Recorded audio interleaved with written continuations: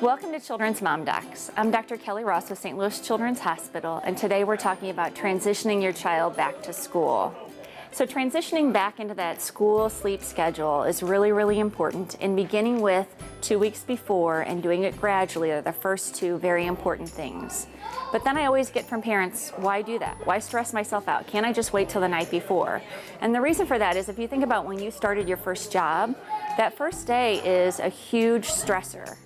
And if you also think about when you were sleep deprived when the kids were little, you're not at your best when you're sleep deprived. So you want your kids to have that first day at their very best, well rested. And doing that means starting early, slowly transitioning, and not waiting until the night before to start that process. Some people will ask, at what point do you hand the whole thing over to the kids? Well, my kids are teenagers, so for the summer I've handed it over to them, and they're learning the natural consequences of going without sleep. But for littler kids, you really want them to learn those processes gently and in a happy sort of way. And so when they're starting to learn to tell time, putting an alarm clock in their room just to practice time is a great idea, but expecting them to wake up on their own with an alarm clock is way too much.